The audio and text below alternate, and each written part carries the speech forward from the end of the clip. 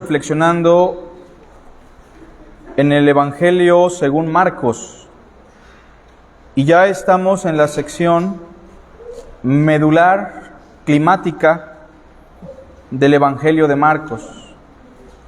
Les pido por favor que vayan al capítulo 14.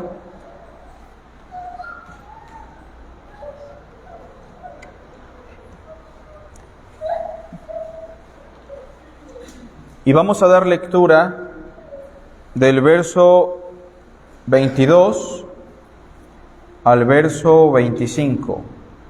Marcos 14, del verso 22 al verso 25.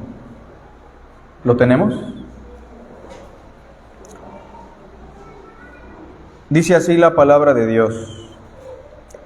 Y mientras comían, Jesús tomó pan y bendijo, y lo partió, y les dio diciendo: Tomad, esto es mi cuerpo. Y tomando la copa, y habiendo dado gracias, les dio, y bebieron de ella todos. Y les dijo: Esto es mi sangre del nuevo pacto, que por muchos es derramada. De cierto os digo que no beberé más del fruto de la vid hasta aquel día en que lo beba nuevo en el reino de Dios. Hoy vamos a reflexionar sobre el valor de la expiación de Cristo. El valor de la expiación de Cristo. Y tal vez alguien se pregunte qué significa esa palabra de expiación. La palabra expiación viene de una palabra hebrea, es la palabra kapar. De hecho, hay una festividad judía que se llama el Yom Kippur, el día de la expiación. ¿Qué es expiación propiamente? La expiación tiene que ver con un acontecimiento ceremonial del Antiguo Testamento.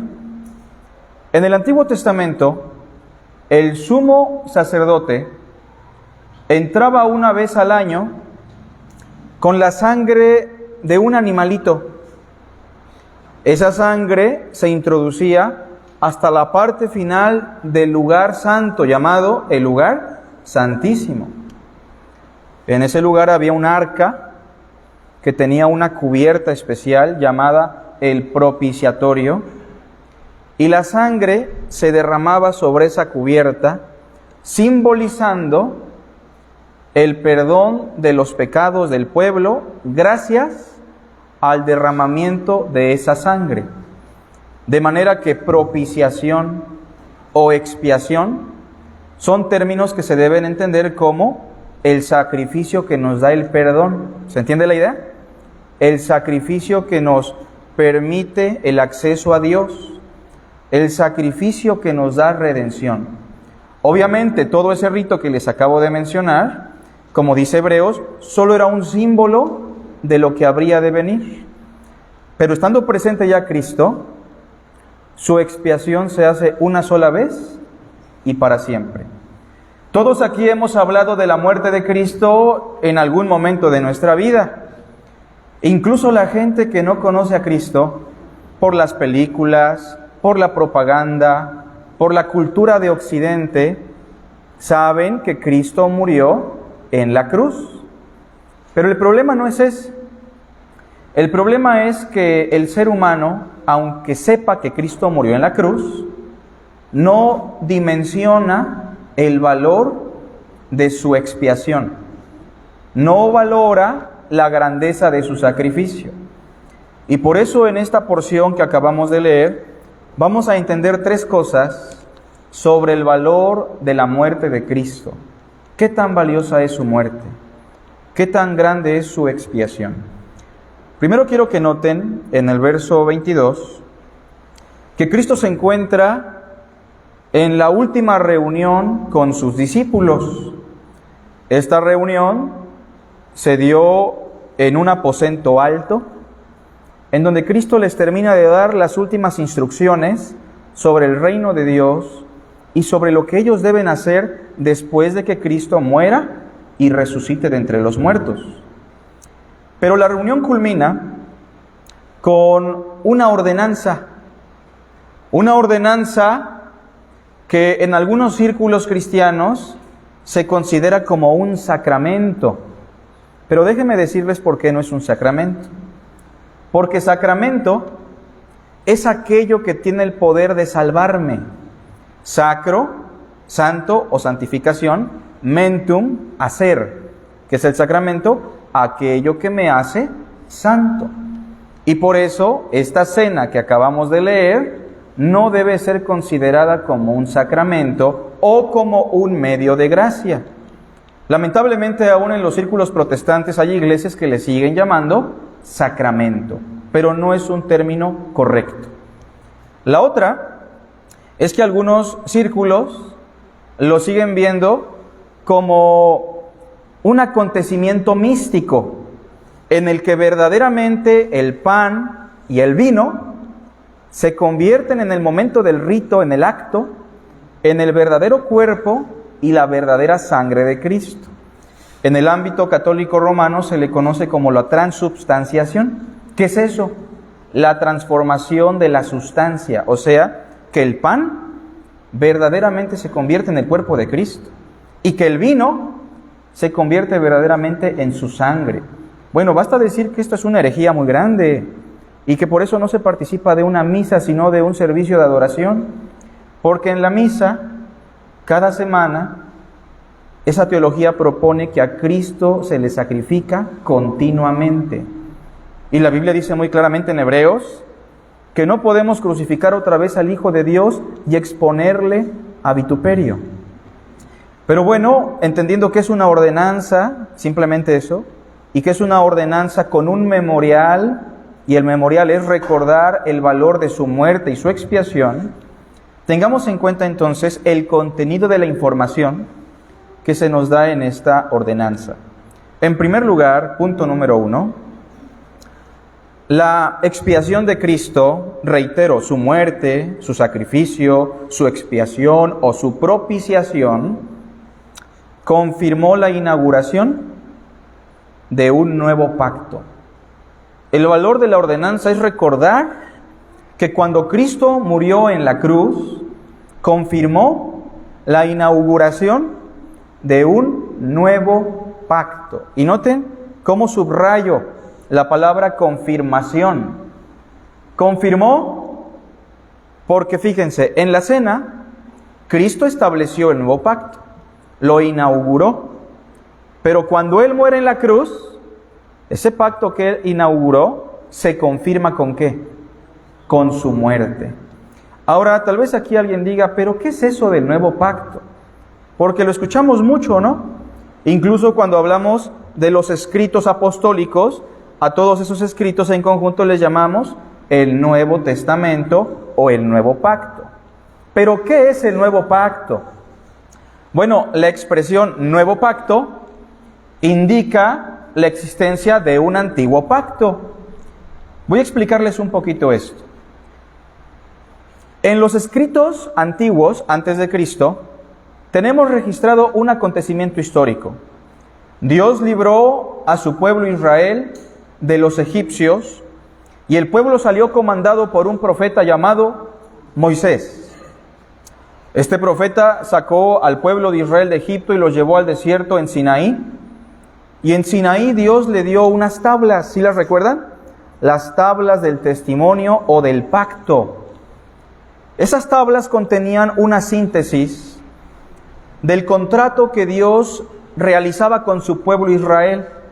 Ese pacto, ese convenio, ese contrato, en síntesis decía: si amas a Dios con todo tu corazón, con todo tu ser, cumpliendo todos sus mandamientos sin fallar, obtendrás bendición.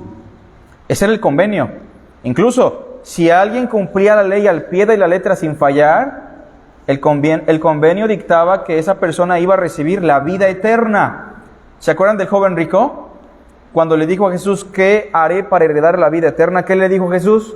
Guarda los mandamientos, porque en teoría el antiguo pacto consistía en que si el hombre cumplía a través de sus fuerzas, sus obras, todo lo establecido por Dios en la ley, iba a obtener la vida eterna y el perdón. Pero el convenio también establecía que si alguien tan solo quebrantaba un solo mandamiento, la persona quedaría bajo la maldición de la ley. De manera que el pueblo siempre violó ese pacto, lo que nosotros llamamos el Antiguo Testamento. Pero en el transcurso del desarrollo profético, Dios prometió la llegada de un nuevo pacto.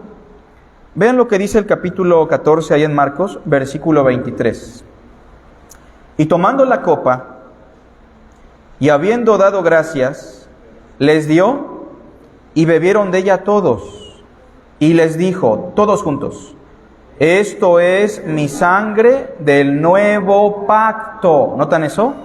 Mi sangre del nuevo pacto. Los judíos y los discípulos que eran galileos sí estaban confabulados o contextualizados con lo que significaba el nuevo pacto. ¿Quieren saber en qué consistía ese nuevo pacto?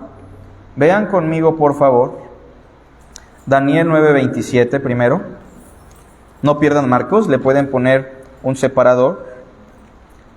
En Daniel 9, versículo 27, tal vez leamos un poco más atrás.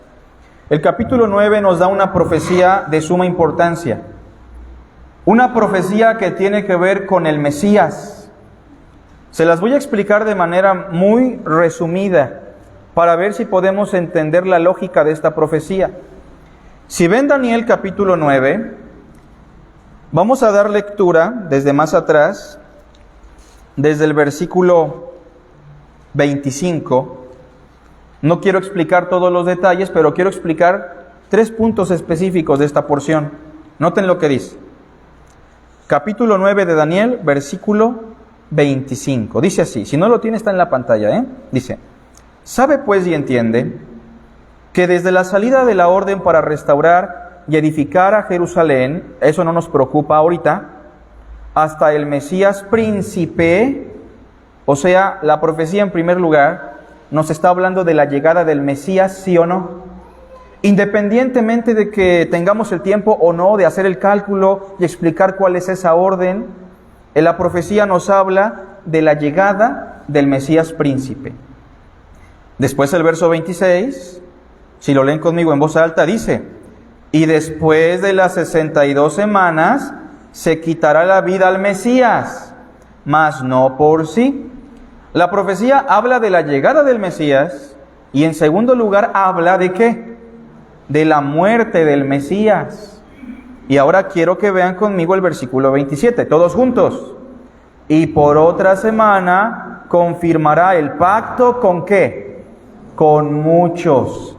Y en tercer lugar, la profecía nos habla de la confirmación del nuevo pacto que el Mesías haría ¿con quién? Con muchos. Precisamente el lenguaje que usa Cristo es muy adrede.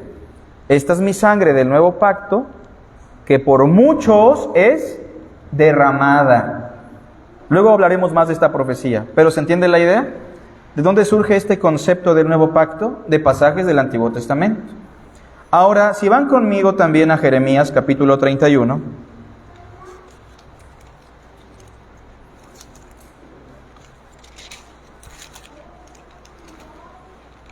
Jeremías capítulo 31, verso 31, hace más clara la cuestión de qué es el nuevo pacto. Y aquí sí vamos a explicar en qué consiste ese nuevo pacto. Porque hermanos, yo quiero que ustedes puedan valorar y dimensionar la grandeza de tener ese nuevo pacto. ¿Qué significa? ¿Qué implica? ¿En qué consiste? Veamos, dice, capítulo 31 de Jeremías, versículo 31. Lo tenemos en pantalla, si alguien no lo tiene, ahí está. Dice, he aquí, vienen días, dice el Señor, todos juntos, en los cuales haré ¿qué? Nuevo pacto con la casa de Israel y con la casa de Judá. Versículo 32. No como el pacto que hice con sus padres, el día que tomé su mano para sacarlos de la tierra de Egipto. ¿Por qué? Porque ellos invalidaron mi pacto. No sé si han escuchado en el Antiguo Testamento que el pacto de la ley es perpetuo. ¿Han escuchado eso alguna vez? Pero ese pacto dejó de ser perpetuo en el momento que el mismo pueblo lo invalidó. Ahí lo dice el pasaje, ¿no? Porque ellos invalidaron mi pacto, verso 32. Aunque fui yo un marido para ellos, dice el Señor. 33. Pero este es el pacto que haré con la casa de Israel después de aquellos días. ¿Todos juntos? Daré mi ley en su mente. ¿Sabe qué significa eso? En términos muy sencillos, en las palabras de Cristo, que el Espíritu Santo vendría a morar en nuestro corazón, colocando en nuestro ser, en nuestra alma, una nueva ley, la ley de Cristo. El Espíritu de vida en Cristo Jesús que está en nosotros es una nueva ley, por la cual podemos obedecer a Dios, tener una nueva naturaleza, somos nuevas criaturas. Pero sigamos leyendo el versículo. Pondré mi ley en su mente y la escribiré en su corazón. Y yo seré a ellos por Dios y ellos me serán por pueblo. 34. Y no enseñará más ninguno a su prójimo, ni ninguno a su hermano diciendo, conoce al Señor. ¿Por qué? Porque todos me conocerán. Pregunto, la gente que vivía bajo el pacto de Moisés, toda esa gente, miembros del antiguo pacto, ¿todos conocían a Dios? Seamos muy honestos, a ver, reflexionemos. Toda la gente que se circuncidó, que vivió bajo el pacto de Moisés, ¿todos ellos conocían a Dios? Una cosa es que tenían conocimiento, ¿no?, de lo que se decía sobre Dios. Pero ¿todos conocían a Dios? No todos. Hebreos dice, por eso muchos quedaron postrados en el desierto. Mirad, hermanos, que no haya en vosotros corazón duro de incredulidad para que desobedezcan al Dios vivo. Es lo que dice Hebreos. Pero en el nuevo pacto, pregunto yo, ¿todos los que somos parte del nuevo pacto conocemos a Dios? ¿Qué dice el texto? Que sí. No estoy diciendo que todos los que vengan a una congregación conozcan a Dios, ¿eh? Estoy diciendo que todos los que forman parte del nuevo pacto, todos los que han nacido de nuevo, todos los que tienen el Espíritu Santo, todos conocen a Dios. Dice el versículo 34, desde el más pequeño de ellos hasta el más grande. Ahora pregunto yo, ¿cómo formamos parte de ese nuevo pacto? ¿En qué momento ingresamos? Les voy a dar algunas posibilidades. Por el bautismo, por la asistencia a la iglesia o por nacer de nuevo por creer en Cristo. Lo tercero, ¿no? Es por creer en Cristo y por haber nacido de nuevo. Y por eso todos los que forman parte de este nuevo pacto le conocen. Ahora, noten lo que dice el versículo al final. Porque perdonaré la maldad de ellos y no me acordaré más de sus pecados. También el nuevo pacto nos da el perdón pleno de nuestros pecados. Regresando entonces a esta cuestión, punto número 1, enfatizamos, la expiación de Cristo confirmó la inauguración de un nuevo pacto.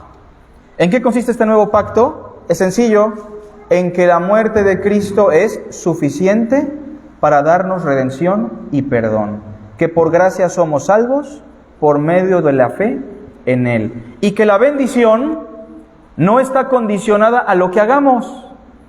La bendición está condicionada a lo que hizo Cristo. Y pregunto, ¿lo que hizo Cristo fue suficiente? Por eso es un absurdo decir que si doy un peso, Dios me va a dar 2. Mi obra no está condicionada, ¿se entiende? La bendición no está condicionada a mis obras, mejor dicho. Ya no estamos bajo esa condicional de la ley, de que si damos el diezmo se van a abrir las puertas de los cielos. No, porque las puertas de los cielos se abrieron para nosotros, ¿cuándo? Cuando Cristo murió en la cruz. O que si yo ayudo al prójimo, Dios me va a ayudar. O que si yo no como 2 o 3 días como un sacrificio a Dios, Dios me va a responder. No, el nuevo pacto consiste en lo que Cristo hizo y que eso es suficiente. Pregunto, hermanos, ¿estamos completos en Cristo? Claro que sí. Y la Biblia dice, si no escatimó a su propio Hijo, ¿cómo no nos dará también con Él todas las cosas? Eso es muy importante. Vean conmigo también, por favor, Hebreos 9. No pierdan Marcos. Hebreos está en el Nuevo Testamento. Y aquí se habla un poquito de esto del nuevo pacto. Hebreos 9, verso 13 al 18.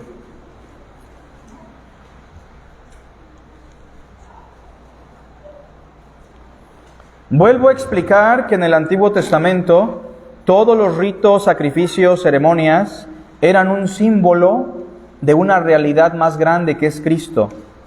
Y el texto dice así en Hebreos, lo tenemos ahí en pantalla, capítulo 9, verso 13. Dice, lo voy a ir parafraseando en algunas secciones. Porque si la sangre de los toros y de los machos cabríos y las cenizas de la becerra rociadas a los inmundos santifican para purificar la exterioridad, el cuerpo, todos juntos el 14, pues cuánto más la sangre de Cristo, el cual mediante el Espíritu eterno se ofreció a sí mismo sin mancha a Dios, limpiará vuestras conciencias de obras muertas para que sirváis al Dios vivo. Así que, por eso es mediador ¿de qué? De un nuevo pacto, para que interviniendo muerte para la remisión de las transgresiones que había bajo el primer pacto, los llamados reciban la promesa de la herencia eterna. Versículo 16. Porque donde hay un testamento, hermanos, ¿qué dice? Es necesario que intervenga muerte del testador, ¿o no? Para que usted pueda reclamar los beneficios de un testamento, ¿qué se necesita? Que la persona muera. Y por eso Cristo en su muerte confirmó ese testamento. Porque el testamento con la muerte se confirma, pues no es válido entre tanto que el testador vive. ¿Ahora entienden por qué Cristo le decía a sus discípulos, les conviene que yo me vaya? Ellos no querían que Él muriera, pero si yo no paso por eso, no vendrá ¿quién? El Consolador. No vendrá todo aquello que incluye el nuevo pacto. Y por eso su muerte fue necesaria. 18. De donde ni aún el primer pacto fue instituido sin sangre. Repito, número 1, según Marcos, la expiación de Cristo confirmó la inauguración de un nuevo pacto. Yo espero que eso lo tenga muy en cuenta usted. Tal vez usted querrá y será tentado a decir, no voy a comer, le voy a ofrecer un ayuno a Dios para que me escuche, para que me ayude. Hermanos, estamos bajo un nuevo odre, con vino nuevo, ¿se entiende? Misericordia quiero y no sacrificio. Si usted quiere que Dios le ayude, recordemos algo, todo lo que pidamos, pidámoslo poniendo en el altar de los sacrificios, ¿qué? El nombre de Cristo Jesús. No por mí, Señor, no por mis ayunos, no por mis ofrendas, no por mi servicio, sino por lo que hizo tu Hijo Jesucristo. En Él estamos benditos.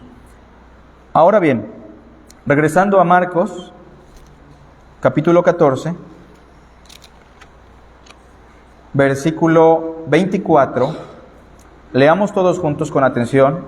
El verso 24 del capítulo 14 dice, y les dijo, esto es mi sangre del nuevo pacto, que por muchos es derramada. Mateo agrega, para la remisión de los pecados. Punto número 2. La expiación de Cristo hace posible la remisión de los pecados. ¿De quién? De muchos. Noten eso, ahorita lo vamos a explicar. A ver, primero, no sé si usted ha entendido, o si entendemos todos, hermanos, que el hombre es una criatura pecaminosa en extremo. La Biblia no solamente dice que somos pecadores, la Biblia también define qué significa ser pecador. Según Génesis, capítulo 6, verso 5, dice que Dios vio la maldad de los hombres y que la maldad era mucha, y que los pensamientos del ser humano y su corazón estaban inclinados de continuo al mal. Romanos, por ejemplo, dice que en una sola sentencia el hombre es aborrecedor de Dios. Una criatura que, según Santiago, ha llegado a los extremos por encima de los demonios. porque aún los demonios creen y tiemblan, pero el hombre se ha atrevido a decir, no hay Dios. Que según el profeta Isaías, toda la humanidad es comparada a la suciedad y todas nuestras obras más justas son como un trapo de inmundicia, un trapo que usaban las mujeres en su menstruación y que usaban los leprosos para limpiarse la pus. Y aunque el trapo esté muy limpio, la corrupción, la inmundicia, lo termina contaminando. Y así son nuestras mejores obras, quedan contaminadas y manchadas por nuestra corrupción. Pero la Biblia no solo define que somos pecadores, la Biblia dice también que la paga del pecado es la muerte, que el hombre por su corrupción, que el hombre por su pecado merece la condenación, que no hay justo ni aun uno, y que la sentencia para el pecado es la separación eterna entre Dios y el hombre, que nuestras iniquidades hacen una división entre nosotros y Dios, que usted y yo nacemos ya con un problema, somos enemigos de Dios por disposición, somos enemigos de Dios voluntariamente, que todo bebecito que nace, cuando despierta su conciencia y empieza a interactuar en este mundo, por naturaleza rechaza a Dios. Somos criaturas proclives a la maldad y merecemos la condenación. ¿Por qué? Porque Dios es amor. Porque Dios, al ser amor, no puede soportar todo aquello que no se conforme al amor. ¿El amor es justicia o es injusticia, hermanos? El amor es justicia pura. Y si Dios es justo en su plenitud, Dios no puede recibir con los brazos abiertos al pecador nada más porque sí. O sea, en otras palabras, ni el arrepentimiento, ni la fe, ni nuestras obras, ni nuestra religión nos pueden otorgar el perdón. Si alguien pensaba que la fe otorgaba el perdón, está equivocado. Cristo es quien otorga el perdón. Solo nos apropiamos de ese perdón por medio de ¿qué? De la fe. La fe nos salva. Salva a Cristo por medio de la fe. ¿Se entiende la idea? Ahora bien, como Dios es un ser justo en plenitud, Dios necesitaba, y no sé si la palabra necesidad aplique para Dios, pero la uso para que usted lo pueda entender, era necesario que pagáramos por nuestros pecados. Pero ustedes saben lo que dice la Biblia, que Dios amó tanto al hombre, que Dios amó a la humanidad porque Dios es amor. Volvemos a reiterar, Dios no desea la muerte del impío, pero Dios debía condenar al impío por causa de su justicia. Pero Dios amó tanto al mundo que dio a su Hijo unigénito, lo mandó a este mundo. Miren, ¿en qué momento inició la humillación para Cristo? ¿En qué momento? Podríamos ser tentados a pensar que la humillación para Cristo inició después de la cena, ¿no? Cuando lo arrestaron, pero no es así. La humillación del Hijo de Dios inicia cuando Él nace como hombre. ¿Cómo es posible que el Todopoderoso se haga finito, o no? Que el dador de la ley, quien le dio la ley a Moisés, ahora se tenga que hacer súbdito a su propia ley. ¿Cómo es posible que el dador de la vida tenga que experimentar la muerte? ¿Cómo es posible que el Espíritu Supremo del universo, el Dios eterno, tenga que hacerse carne?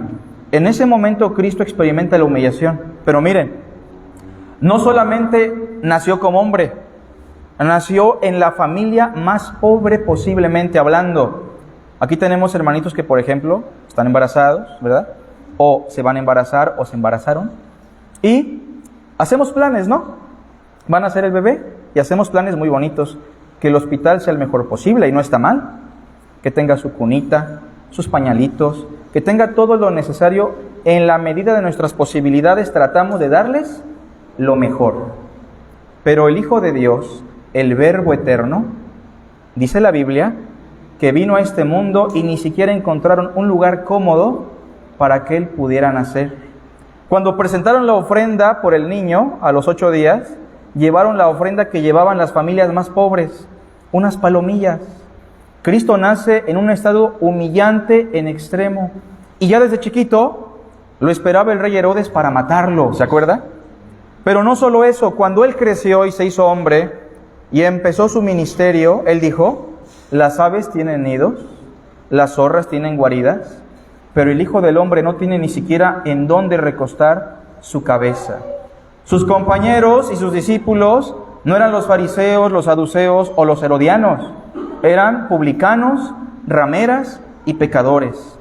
Y cuando llega el momento de morir en la cruz, y aquí llegamos al punto de su expiación, podría pensar usted que él estaba preocupado por el sacrificio propiamente, por los clavos, la corona, los látigos. Pero él mismo le dijo a sus discípulos: no le teman a los que matan el cuerpo, mas el ser pleno no pueden matar. Temed más bien a aquel. Cuando Cristo muere en la cruz, quiero recordarles que él es latigado con ciertos látigos que tenían en la punta pedazos de hierro y pedazos de hueso de animal, lo cual al penetrar en la carne, ¿qué hacía? Rasgaba por completo.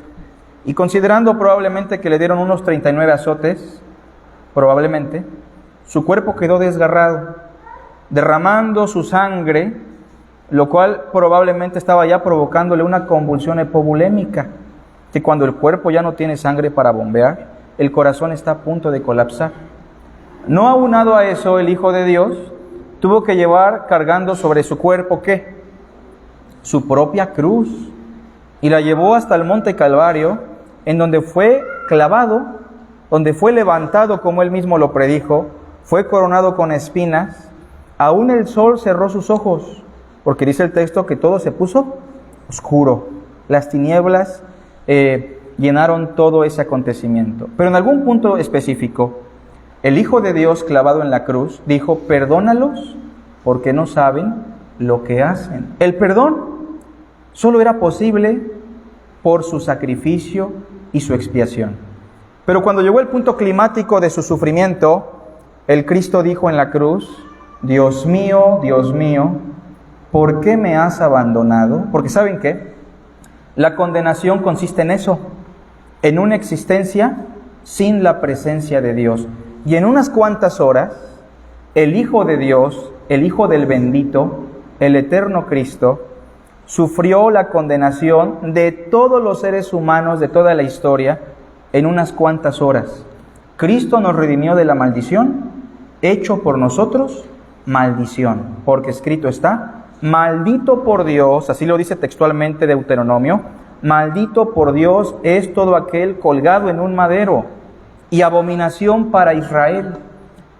Por eso lo quisieron bajar, porque era una festividad santa, la Pascua, y no podemos dejar una abominación clavada en la cruz. Eso es lo que representaba su humillación en el sacrificio. Por otra parte, Pablo también dice: el que nunca conoció pecado, es decir, el que nunca se relacionó con el pecado, por nosotros lo hizo pecado, para que nosotros fuésemos hechos justicia de Dios en él.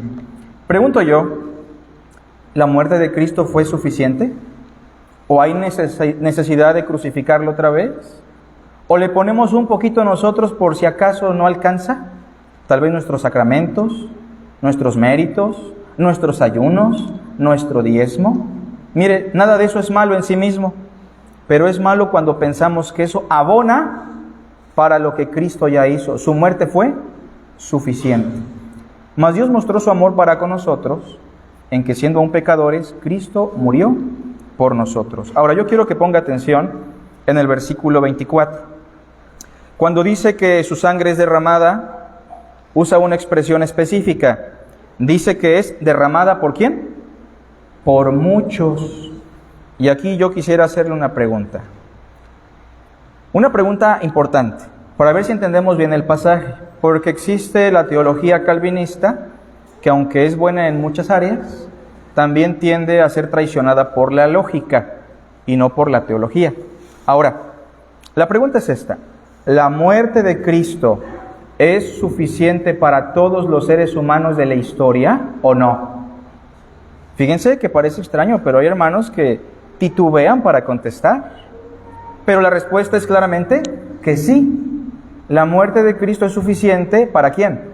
Para todo ser humano, desde Adán hasta el último ser humano que nazca en este mundo. Es más, diremos que por causa de la persona que murió en esa cruz, por el valor que radica en esa persona, alcanzaría no solamente para este mundo, sino para 1000 mundos y diferentes historias. ¿Se entiende la idea? Porque su sangre es valiosa en extremo. Por cierto, cuando hablo de la sangre de Cristo o cuando hablamos de la sangre de Cristo, es una figura que se refiere al acontecimiento de su sacrificio. Cuando decimos la sangre de Cristo tiene poder, no piense usted que nos referimos al líquido propiamente, sino a lo que se hizo en la cruz. Bien, entendiendo esa primera pregunta, que obviamente es suficiente, hago otra pregunta. ¿La muerte de Cristo será eficiente en todos los seres humanos? ¿Cómo ven? Noten la pregunta. ¿La muerte de Cristo será eficiente para todos? O sea, ¿todos van a experimentar el beneficio de la expiación de Cristo? No. Y es ahí donde diremos, Cristo es suficiente para todos, pero eficiente para algunos o para muchos, como dice el texto. ¿Se entiende? Sí, en el proyecto eterno estamos de acuerdo, que el buen pastor su vida da por las ovejas. Estamos de acuerdo con eso, que en su decreto eterno solo las ovejas, los elegidos, los predestinados, van a experimentar la eficacia de la expiación. Pero otra cosa es que es suficiente para todos. Veamos algunos pasajes que Cristo está citando con esa expresión muchos. Vean conmigo primero que esto ya se repitió, porque en el capítulo 10 de Marcos, muy adrede, el versículo 45 dice así, Marcos 10:45. ¿Lo leemos todos juntos, hermanos? Dice, porque el Hijo del Hombre no vino para ser servido, sino para servir, y para dar su vida en rescate por muchos. ¿Notan eso? Vino a dar su vida en rescate por muchos. Vuelvo a enfatizar, ¿su muerte es suficiente para todos, sí o no? ¿Sí? Pero el propósito es que fuese eficaz solo en los que creen. Ahora, si vamos a Isaías 53,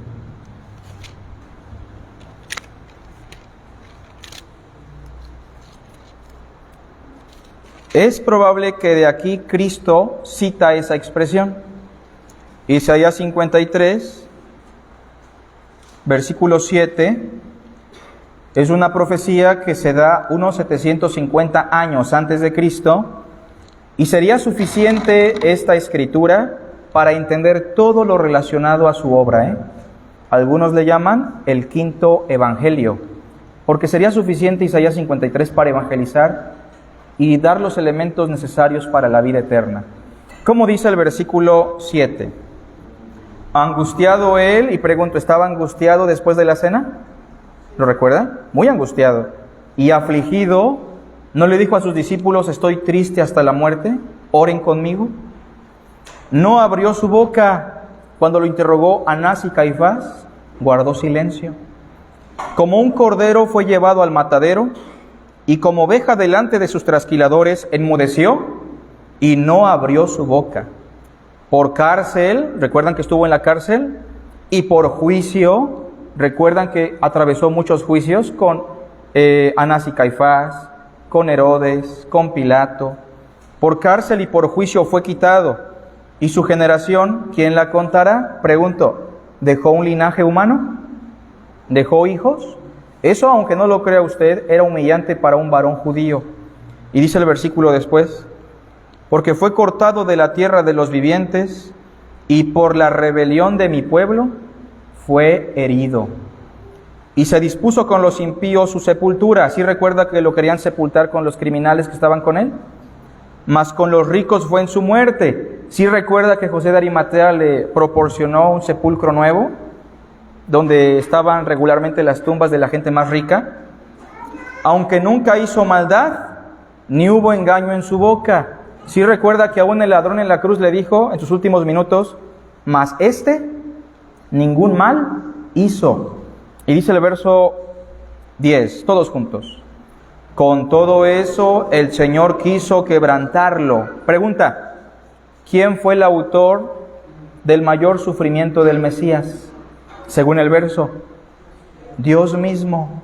Dios condenando a la humanidad en el Hijo de Dios. en Cristo Jesús. Con todo eso el Señor quiso quebrantarlo, sujetándole a padecimiento.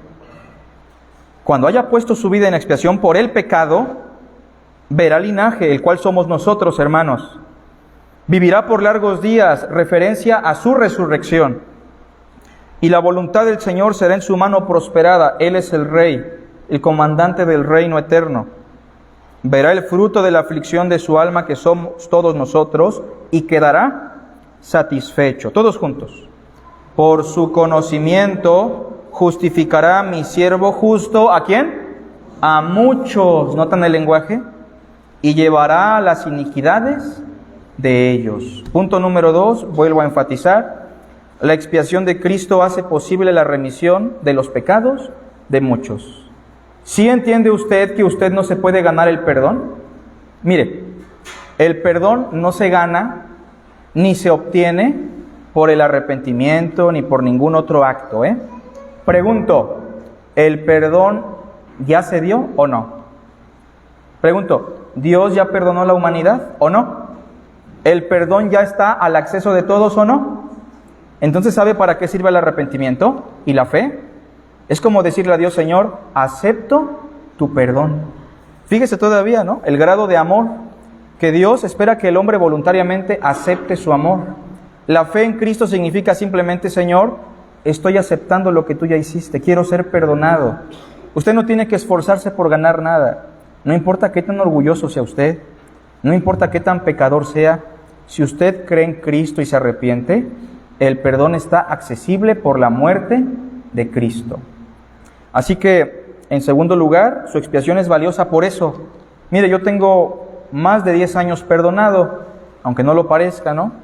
Todos los que creyeron en Cristo ya han sido perdonados de manera absoluta. Puede estar seguro usted que legalmente ha sido justificado por medio de Cristo. Puede tener plena certidumbre de eso. Tal vez usted ve sus fallas, tal vez usted ve sus errores y dice: híjole, de veras ya estoy perdonado. Pero mire, le voy a poner un ejemplo. Cuando Cristo estuvo en la cruz, ¿a quién miraba Dios ahí? ¿A Cristo o a nosotros? ¿Por qué Dios lo condenó? ¿Por qué Dios lo sujetó a padecimiento? Porque en Cristo estaban colocados nuestros pecados. Cuando Dios miró a Cristo, cargó sobre él la condenación y la muerte, porque miraba a Carlos, porque miraba a Greta, porque miraba a los hombres que hemos pecado. Ahora, cuando usted anda caminando por la calle, ¿no?, en un día soleado, con una nieve, bien contento, ¿no?, como si usted y yo lo mereciéramos, pregunta: ¿por qué usted no cae muerto si es un pecador? ¿Sabe por qué? Porque ya Dios no lo ve a usted. Dios ve la justicia de Cristo en usted. Y por eso tenemos perdón y acceso a Dios. Regresando a Marcos y para terminar. Marcos 14, versículo 25. Y esta es la parte final. Cristo da un anuncio importantísimo. Dice así el 25 de Marcos 14. Todos juntos. De cierto os digo que no beberé más del fruto de la vid hasta aquel día en que lo beba nuevo en el reino de Dios. Qué interesante declaración, ¿no? Hablar de comida, hablar de una cena, hablar de algo nuevo. Noten la expresión: hasta aquel día en que lo beba, ¿cómo? Nuevo. ¿Ha escuchado la expresión que dice: he aquí hago todas las cosas nuevas? ¿Sí sabe usted que usted ya está experimentando parcialmente de la eternidad? Le doy un ejemplo. Usted es una nueva criatura. Usted es una persona totalmente distinta a la persona que fue antes, si ha creído en Cristo. Pero punto número 3, termino. La expiación de Cristo nos da acceso a la regeneración futura. Regeneración futura, ahorita explico ese concepto. Miren, esa palabra regeneración, a veces la usamos para hablar de la experiencia de nuestra transformación. En el momento que el Espíritu Santo nos hizo nuevas criaturas, nos hizo nacer de nuevo, pasamos de muerte a vida. Pero también la palabra regeneración En algunos contextos se usa para hablar de todo lo que Dios hará nuevo en la eternidad. Por ejemplo, cielos nuevos, tierra nueva, o la nueva Jerusalén. O, en este caso, si van conmigo a Mateo, versículo 19, quiero que vean cómo se maneja aquí el concepto. Y qué importante es que Cristo haya muerto en la cruz, porque tenemos la esperanza de una vida nueva en la eternidad, de carne y hueso. Como en este mundo no seremos tan diferentes, pero sin las limitantes del pecado, la enfermedad y la muerte. Hemos hablado ya mucho de eso, hermanos. Capítulo 19 de Mateo, versículo 28 dice así: Jesús les dijo a sus discípulos que lo habían seguido, que habían dejado todo a pesar de sus errores: de cierto os digo que, ¿cuándo? En la regeneración. Entiéndase cómo en el futuro, en la eternidad, cuando todo sea renovado y nuevo, cuando estemos en la casa de mi Padre, cuando el Hijo del Hombre se siente en el trono de su gloria, vosotros que me habéis seguido, también os sentaréis sobre 12 tronos para juzgar a las 12 tribus de Israel. Todos juntos. Y cualquiera que haya dejado casas, o hermanos, o hermanas, o padre, o madre, o mujer, o hijos, o tierras, por mi nombre, recibirá 100 veces más y heredará la vida eterna. Les voy a poner dos situaciones. Me habló en la semana un pastor que no tiene mucho, que se convirtió, tal vez tendrá unos 10 años también, o un poquito menos, pero hace como 3, 4 años se convirtió a la sana doctrina. ¿Qué significa eso? Que el hermano antes creía en muchas cosas extrañas, pero después empezó a estudiar con seriedad la Biblia. En consecuencia, el hermano empezó a pastorear con mayor seriedad la iglesia. Obviamente la iglesia se fracturó, porque ya no había tanto circo, maroma y teatro, había mucho estudio, pero el hermano empezó a estudiar, a predicar, a sacrificarse mucho por la obra de Dios, hasta que su esposa le dijo: ya no quiero vivir contigo. Y no quiero vivir contigo no porque seas mal hombre, no porque no me saques a dar la vuelta, no porque seas desatendido. Ya no quiero vivir contigo porque eres un fanático de Cristo. No te la puedes pasar llegando el domingo y estudiar en la noche otra vez. No nos la podemos pasar toda la semana sirviendo a Dios. ¿Aplica el versículo que leímos, hermanos? Mire, el hermano en realidad no desatendía jamás a la familia, pero perdió a su esposa por causa del reino de Dios, lamentablemente. Y el texto dice, hermanos, claramente, 29 al final, que esas personas, incluyéndonos a nosotros, recibirán 100 veces más, ¿y qué más? Y heredarán la vida eterna. Hay muchas cosas que vamos a perder. Una buena relación con la familia, que aunque dice creer en Cristo, tal vez para nada cree en Cristo. Tal vez una buena relación con nuestros compañeros de trabajo, tal vez nuestra propiedad y en algunos casos aún nuestra propia salud se puede ver lastimada por seguir a Cristo. Pero tenemos una promesa, hermanos. Fíjense que también el día jueves falleció una tía, el viernes, perdón. Una tía que, bueno, falleció jovencita, 50 años para mí, creo que es una edad todavía joven, ¿no? Y platicábamos en el velorio que hay una esperanza. Había personas que lloraban muy feo y con justa razón, pero nosotros tenemos una esperanza. Y a la tía se le predicó esa esperanza, que un día nos vamos a sentar con Cristo y vamos a experimentar una eternidad como la estamos experimentando en cierta medida ahorita. Por ejemplo, hermanos, ¿seremos de carne y hueso o no? Sí, seremos de carne y hueso. Cuando Cristo resucitó de carne y hueso. ¿Lo pudieron tocar? Un espíritu no tiene carne ni huesos, dijo Jesús, como veis que yo tengo. ¿Tienen algo de comer? Y pregunto, ¿comió? ¿Tenía necesidad de comer? Examinen bien la pregunta. No tenía necesidad de comer, pero comió para demostrar que seguía siendo humano. ¿Tenía limitantes en su cuerpo? Ya no.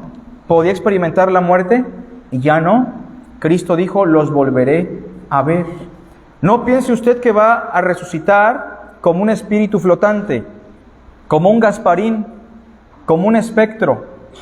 Todos aquellos familiares que han muerto en Cristo van a resucitar tal y como usted los conoció, de carne y hueso, sin dolor, sin enfermedad, sin muerte. Esa es la esperanza que tenemos. Usted puede pensar que no va a morir, que va a pasar mucho tiempo, pero miren, la muerte llega rápido. La vida es temporal. En 100 años nadie se va a acordar de ninguno de nosotros. ¿Se entiende? Nadie se va a acordar. Pero Cristo sí se va a acordar. El ladrón le dijo, acuérdate de mí cuando vengas en tu reino.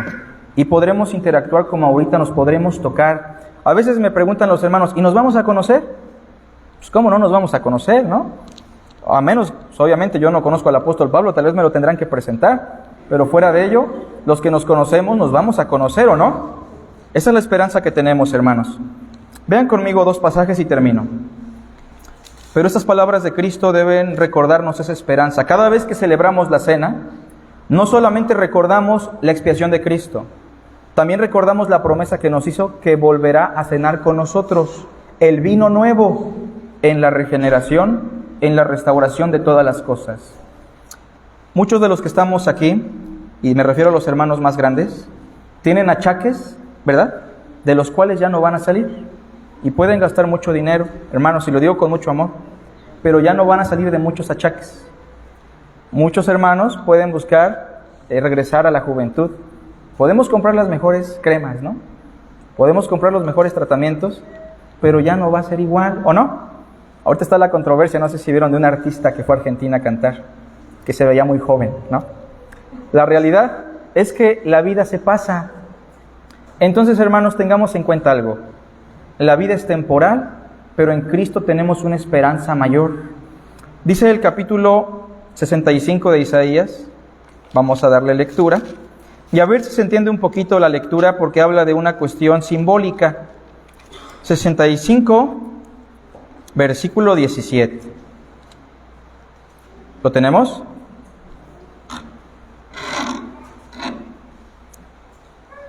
No quiero que se me malentienda. No estoy diciendo que sea negligente con su salud, con su cuerpo, su belleza. Lo que estoy diciendo es que todo esto es temporal y se acaba. Pero un día nos vamos a ver, hermanos. Si bien ya no tendremos las relaciones familiares como aquí, pero vamos a volvernos a ver si creemos en Cristo. Esa es la esperanza.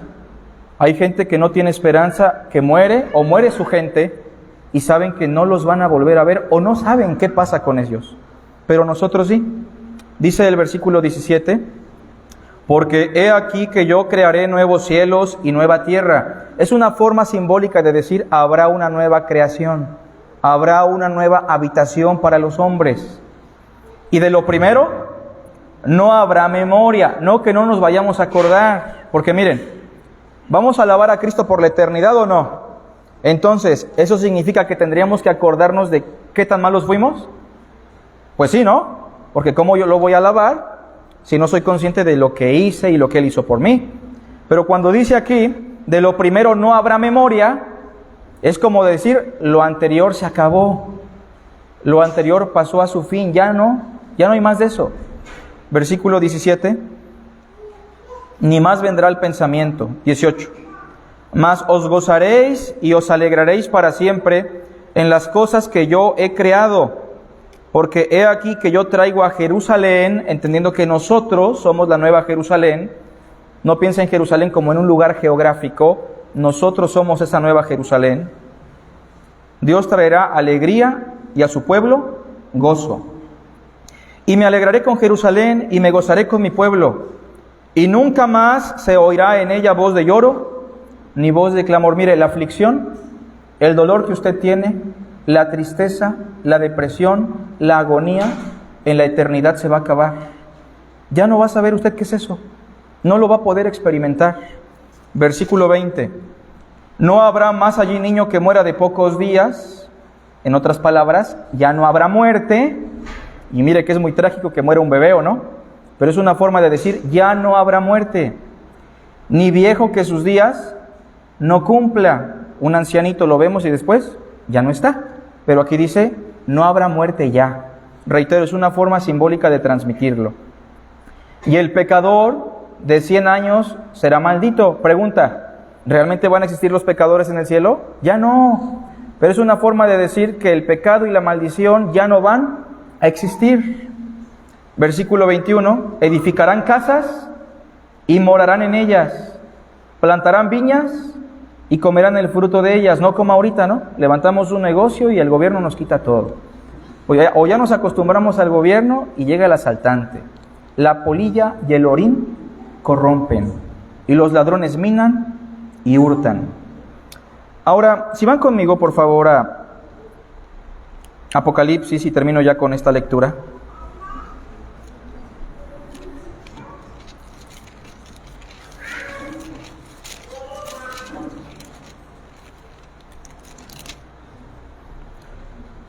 Capítulo 21, verso 1, vamos a leer una porción y terminamos.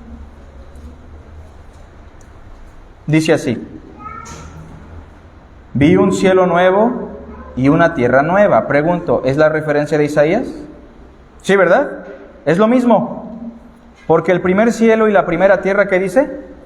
Pasaron. A eso se refiere cuando dice ya no habrá más memoria de ello. Los cielos y la tierra pasarán. Y el mar ya no existía más. Sobre todo esa expresión es muy importante para los judíos de aquella época, los cristianos judíos. Los judíos no disfrutan del mar como nosotros. De hecho, incluso en la guerra no tienen fuerzas marinas. Les aterra el mar. Nada más piensen en Jonás tantito, ¿no? Y el que se diga el mar ya no existe es una forma de decir todos los terrores se han ido. Verso 2. Y yo, Juan, vi la santa ciudad, la nueva Jerusalén, que reitero somos nosotros, descender del cielo de Dios dispuesta como una esposa ataviada para su marido. Y oí una gran voz en el cielo que decía: he aquí la morada de Dios con los hombres, y Él morará con ellos, y ellos serán su pueblo, y Dios mismo estará con ellos como su Dios. Enjugará Dios toda lágrima de los ojos de ellos, y ya no habrá muerte, ni habrá más llanto, ni clamor, ni dolor, porque las primeras cosas pasaron. Todos juntos. Y el que estaba sentado en el trono dijo: he aquí, yo hago nuevas todas las cosas. Y escribe, porque estas palabras son fieles y verdaderas. Termino diciendo, ¿se ha puesto a pensar usted en el día de su muerte ya? A ver, tal vez pensamos que falta mucho, ¿no? Y por eso me gusta ir a los velorios, fíjese, porque es una forma de concientizar a la gente que la muerte es algo que está próximo y que es inminente, no importando la edad. Pero ¿sabe qué? Tenemos esa esperanza. Cristo murió por nuestros pecados, y si dijo que iba a beber del vino nuevo en la eternidad, es porque no solo murió, sino que también resucitó. Y si Cristo resucitó, tenemos esa esperanza. No nos arraiguemos en esta vida, porque esta vida es temporal. ¿Dónde tiene su mente usted? ¿Su tiempo? ¿Sus fuerzas? ¿En el trabajo? ¿En el dinero? ¿En los hobbies? ¿En la diversión? ¿En el placer? Cristo es más valioso, su expiación también. Vamos a participar de la cena. Hemos terminado con la predicación.